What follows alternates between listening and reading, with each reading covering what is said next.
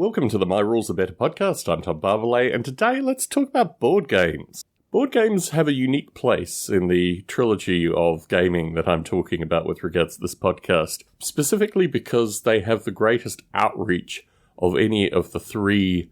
Board games are played pretty universally, and there are clubs that play board games. There are a wide variety of ways that people get access to board games. And what's interesting in the past 15, 20 years is there has been a renaissance in board games, in large part due to half a dozen titles that are periodically rolled out. Settlers of Catan is a big one. Ticket to Ride. These kind of board games have made board gaming more mainstream in a very real and profound sense. So when we talk about board game rules, we're talking about things that people already have strong passion and understanding with regards to. Board games are bounded typically, i.e. the environment is contained. There are a variety of things that can be used in mechanics. Obviously, cards may play a role as well as dice. So in this space, you have options which you don't have in war games and role-playing games. But you also have constraints that you should be mindful as well. What's interesting is how much of what I've talked about already in this podcast series are also applicable to board games in terms of probability, in terms of potentially carrying wounds, in terms of skills, in terms of a variety of things. You can implement this in a board game. But I wanted to spend a little bit of time talking about where board games fall in my own exploration of rule writing. Something I encountered pretty frequently as a boy was arriving in a place, be it, a beach house or somewhere where I was staying, with a board game that didn't have the full set of rules, didn't have the full set of pieces, was a board game in some regard, but a board game minus a few critical components, usually the rules, at least. And within this environment, I typically had to construct a rule set to utilize all the pieces that were available. Sometimes I threw in additional pieces that I had, and create a game that was playable and interesting. And this was quite an interesting discipline. I've recorded podcasts historically, Attic Aficionados is the name of the podcast, where I discussed with my co-host doing something similar. And I think what's interesting here is that a lot of folk will encounter board games in some regard and then start tweaking house rules, these kind of things, or where rules aren't applicable, will have to write their own rules. And one of my favorites that I recall growing up was very important to me is Stratego. That is a game where the complete rule set is interesting, but through standard play styles, you'll end up, after you play someone maybe 10, 15 times, you'll start to recognize play styles that they implement, particularly associated with where they put their, highest piece, where they put their bombs, these kind of things. So creating additional rules to make Stratego more interesting was something that I took particular pleasure in. I remember over one summer writing half a dozen different rule sets to try to improve the gameplay with already existing game players that had, well understood strategies that they would implement with this game. So that kind of discipline is very interesting. If people have ever tried writing additional chess rules, that is also something where you have an existing game that is obviously well loved, but has certain idiosyncrasies, certain weaknesses that can be exploited. And what's interesting is to create additional rules or house rules around that to modify various elements of the chess playing experience. So if you've already done this kind of thing, you're probably well ahead of where I want to start in this particular podcast. But I wanted to put those ideas out there for folks listening in, that if you've already had those experiences, more power to you, and you're probably exactly the right person to be listening to this podcast. But if you haven't had those experiences previously, what you should probably consider is what the gameplay dynamic is within board games. What makes board games particularly fun, particularly interesting, and what kind of elements are really critical in your own sense of what a board game is. And limited space is something that I'm going to say a couple of times through this podcast, because it is the keen distinction between board games and war games. Most board games could actually convert, and this is where it gets particularly interesting, into war games. Think of a war game version of chess, where the pieces were out on a boundless board and had various movement logic associated with it. Consider what that might look like. So in this light, you can create board games which are also non-combative in nature. Board games which are ideally suited to finding goals or collaborative board games. These kind of things are possible as well. And the dynamics here are relatively easy to understand, particularly associated with resources, bartering, these kind of concepts which can be very easily implemented in board games too. So through this discussion, I don't want you to think that I'm necessarily just talking about combative board games as being the kind of board games that you should explore and create. But given that I've already described a series of combative mechanics leading up to this point, let us first start by considering what a combative board game would look like. And here you have a couple of options. You can go with hexes, you can go with squares, but there ideally is some space delineation which identifies movement in this environment. And when you look at classic kind of dungeon crawl board games, things like Hero Quest, they stick with squares. And squares actually works out pretty well. If you're dealing with large-scale movement and these kind of things, hexes make it slightly more interesting. But in general, I think most board games that we will discuss here will probably use squares as a means of delineating space. You then have movement. Maybe it's based on a dice roll to identify how far the player moves. And you have various kinds of interaction, such as taking cards or these kind of game elements, which build in the gameplay in some regard. So let us consider a strategy game which is based on collecting resources and defending resources. So here you want to have a concept of resources, obviously. There's an idea in ecosystem simulation, which I will translate here to board games. The more kinds of resources you have, the more interesting and leveling the gameplay should be. If you're only dealing with a specific resource, like one resource, let's say wood, for example, then you're going to have a lot more conflict, a lot more hostility, because you're going to have players maximize very quickly to hoard the wood and hold the wood away from other people. But if you include things like, stone, if you include things like food, if you include a variety of different components in the game, different elements in the game, let us just say, that the user is looking to collect and utilize, then you're going to have more interesting gameplay dynamics. So consider, rather than having single resource games, have multiple resource games where it would be impossible for one player to hold all the gold, all the wood, all the food, all these different components. Make it spread out in terms of where the resources are located, make it strategic, associated with certain resources, and see what the gameplay dynamics comes out of this.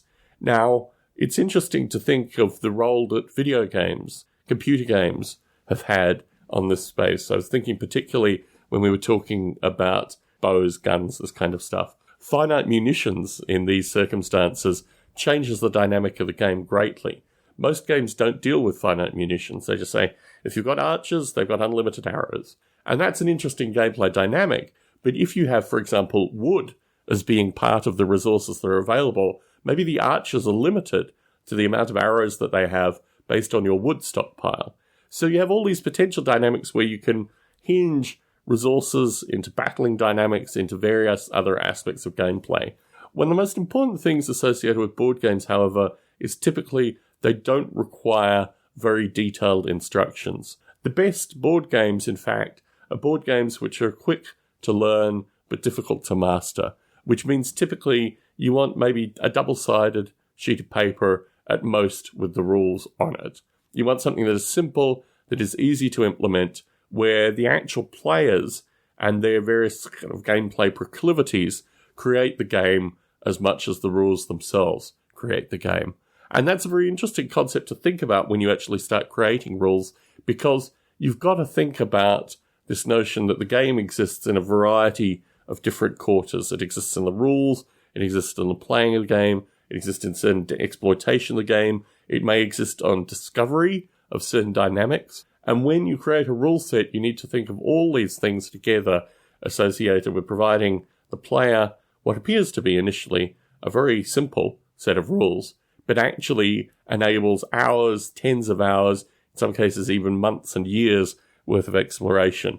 And certainly what's interesting looking at Settlers of Catan as a thing is the role that expansion packs and other things have played in this game being effectively playable for decades, in terms of people coming back and returning to it and adding the expansion packs and replaying it and these kind of things. So when you create rule sets, particularly associated with board games, think a little bit outside the box associated with how you create dynamics which can create longevity in the gameplay. So we've discussed a resource-based game. Let's talk about an escape-based game. Escape from Colditz was a game that I played periodically in my childhood. It's had a resurgence recently, and when I saw the box set, I realized actually that they had embodied new rules in the new box set, but you could go back to the classic rules. And Escape from Colditz was an example where I think the only way the game was truly playable was if you actually invented house rules as well. It was a pretty curious game, actually, that built up over a period of time and ultimately either led to extreme success or extreme defeat. And there was very little in between with that game.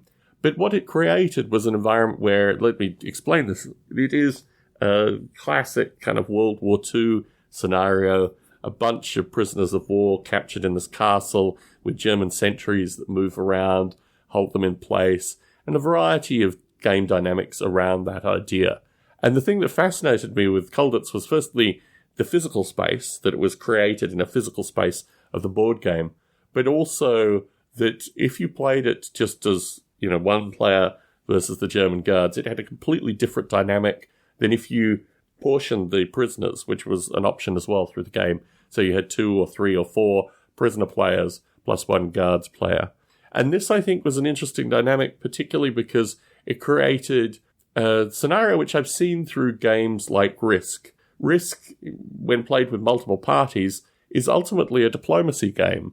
It's a game where various pacts will be created, various people will divide up, they'll agree on non-aggression associated with their various borders, and then that typically destabilizes very rapidly.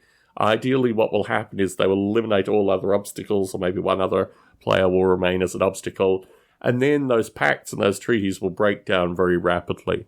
There was an element with that could never be properly defined, certainly in my own play of Escape from Colditz, but it was something that interested me. There was potential for different prisoner factions, basically, to work in different ways, and to have agreements and these kind of things. So within these dynamics, consider what happens with 2 players versus 3 players versus 4 players, and how the diplomacy and strategy of kind of collective bargaining can be part of a game as well. It's a difficult dynamic to think about in an abstract sense, but usually once you start defining these parameters, defining the space that you're playing in, these kind of things, you can quickly add advantageous strategic elements associated with diplomacy. So what I've done here is distilled a smattering of ideas associated with board games. But I think board games are particularly powerful because, returning to my original point, they have a reach which is far beyond role-playing games, far beyond war games. When I think about board games in terms of the people that I generally meet, and this is, of course, a very select and somewhat self-organized set of people, but at least half of the people I would meet would have what I would consider a new wave board game, be it Settlers of Catan, Ticket to Ride, these kind of things. Board games that have come out in the past, you'll correct me, I'm sure, if I'm wrong, but board games that have come out in the past 2 decades. And I think that as a new thing, a new phenomena, is actually opening a great degree of potential for folks to invent their own board game rules, to play them out with friends, and to do basically what I'm advocating through this podcast series, but specifically with regards to board games. So if you have some background in this, if you've written your own board game rules, if you have some ideas or want to suggest topics specifically associated with board games, but potentially also touching on role-playing games and war games, please get in contact with me. My email address is barbalay@gmail.com. I'll give you the first name in military speak, Bravo Alpha Romeo, Bravo Alpha Lima Echo Tango @gmail.com. And remember, as I say in all these podcasts, this is a word-of-mouth podcast. The way this podcast survives and flourishes is because you, the listener, talks to your friends, posts on social media, identifies that this is a podcast of interest, and other folks that have similar interests should probably give it a listen and get involved.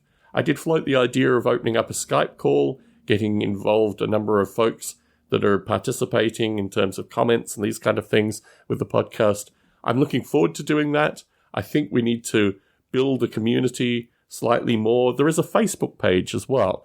I've not mentioned the Facebook page up until now, but if you search for My Rules Are Better, and then I think I have a little thing saying a podcast about creating your own rules, that is a good hub for communicating with other listeners and getting a sense of like-minded folks so we can perhaps workshop an idea of doing a collective podcast.